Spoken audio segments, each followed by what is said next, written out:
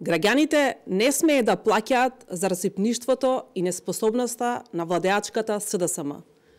Покачувањето на цената на водата ќе биде најголем удар врз најсиромашните. Доколку се реализираат намерите на СДСМ, граѓаните на годишно ниво ќе мора да одвојуваат пари и за 13-та сметка. Приближно толкава е сумата што новата власт дополнително ќе ја зема за 12 месеци, а додека се бореа од опозиција за нивните гласови, лажеа дека водата ќе ја поевтиниле за 30%. Празнењето на џебовите на граѓаните преку сметките за вода не е еднократен проект. СДСМ тоа планира да го направи на подолг рок. Со последниот предлог се предвидува зголемување на цената на водата во 2019 година и во 2020 година. Водата не смее да стане луксус во Скопје. Граѓаните не смее да плаќаат за расипништвото на власта. ВМРО ДПМН е бара одлуката да се повлече или советниците на СДСМ да се разбудат на време и да не дозволат да поминат овие катастрофални предлози.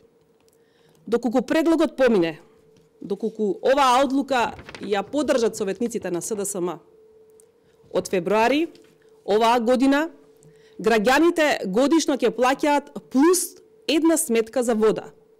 Покачувањето во 2019 година ќе биде еднакво на 2 сметки за вода годишно, додека покачувањето во 2020 година ќе значи плюс 3 сметки годишно.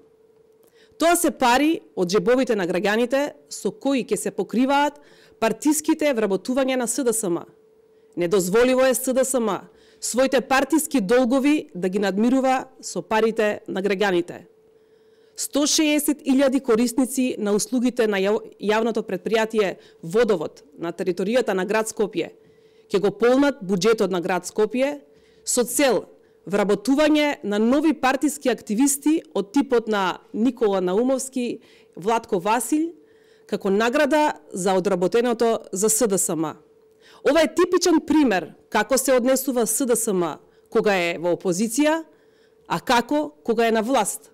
Едно ветуваат во опозиција, друго ветуваат кога се на власт. СДСМ удира по сиромашните, кои треба да го финансираат луксузот на партиската елита. По зголемената акциза на дизелот, водата не смее да стане уште едно средство од кое власта ќе ги намирува своите партиски вработувања.